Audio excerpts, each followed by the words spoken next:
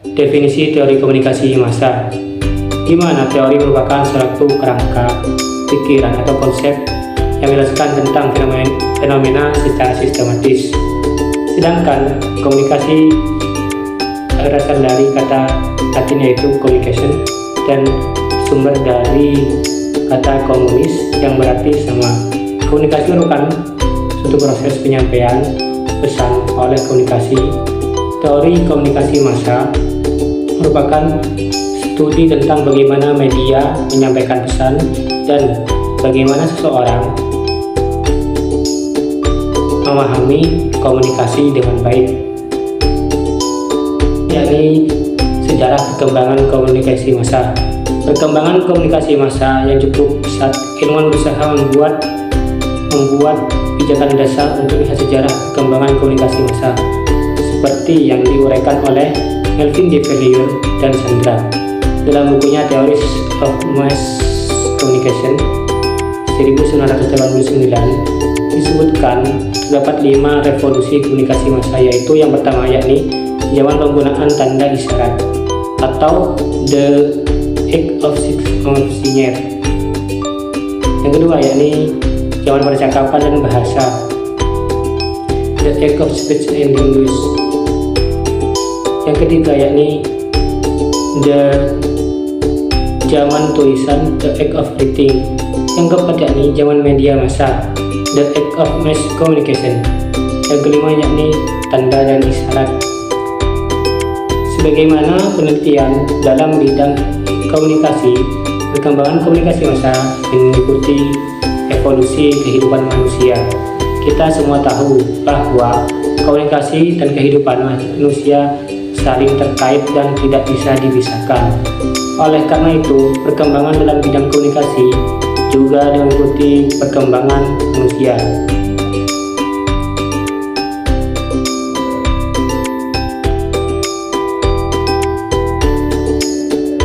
Pada zaman Kaisar Augustus, komunikasi massa pertama kali muncul.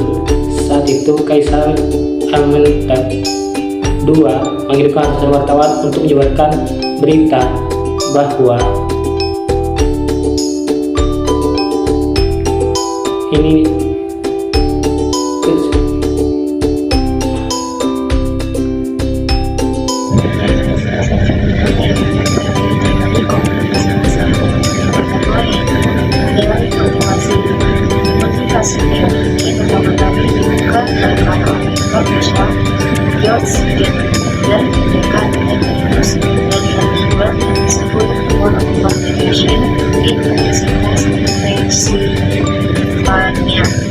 Riset pertamanya pada awal tahun 1990-an tentang pendidikan budaya untuk mempelajari pengaruh penonton televisi, di mana teknologi ini ingin memenuhi dunia seperti apa yang dibayangkan dan diinspirasikan penonton televisi. Yang kedua yaitu virtual implantation. Teori ini dikemukakan oleh Hans Zimmer pada tahun 1973.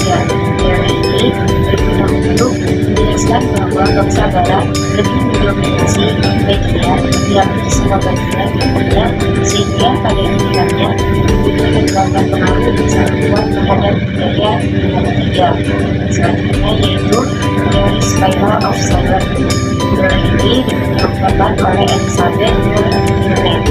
Dalam ilmu komunikasi, teori spiral of silence adalah salah satu teori komunikasi massa di mana seseorang memiliki opini dari berbagai isu, namun terdapat keraguan dan ketakutan untuk memberikan opininya karena merasa terisolasi, sehingga opini tidak bersifat terbuka alias tertutup.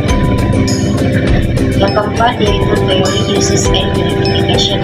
Teori ini awal mula dilahirkan oleh 3 ilmuwan, yaitu Edith Katz, J.G. Black, dan Michael Burakit. Fenomena awal lahirnya teori uses and verification ini karena ketiga ilmuwan tersebut melihat bahwa audiens memiliki hasrat secara faktor psikologis dan sosial untuk memiliki apa yang mereka inginkan dari adanya beberapa media. pertama yaitu teori agenda setting. Teori agenda setting adalah teori komunikasi massa yang fokus pada efek yang diberikan oleh media massa pada khalayak. Yang selanjutnya yaitu teori pengharapan nilai. Teori pengharapan nilai sendiri merupakan perkembangan dari teori user-centered education, tetapi dengan mengintegrasikan pada keterikatan individu dengan media. Selanjutnya yaitu teori jeromikodernik. Teori jeromikodernik juga dikenal dengan sebutan magic bullet atau stimulus response theory. Mengapa disebut sebagai jeromikodernik? Karena teori ini terkesan seakan-akan para audiens dapat ditunjukkan dengan pemberian informasi sesuai dengan apa yang dikehendaki oleh media. Selanjutnya yaitu teori persamaan media. Teori persamaan media sendiri disebut dengan media equation theory, yaitu yang dimana teori ini ingin menjawab permasalahan kenapa orang-orang secara tidak sadar dan bahkan secara otomatis merespon apa yang dikomunikasikan oleh media seolah-olah media itu juga manusia. Selanjutnya yaitu teori induksi inovasi. Munculnya teori ini dimulai pada tahun 1903 oleh seorang psikolog yang berasal dari Prancis. Menurut teori induksi inovasi ini merupakan sesuatu yang baru yang akan menimbulkan keinginan masyarakat untuk mengetahuinya. Materi selanjutnya yaitu karakteristik dan efek komunikasi.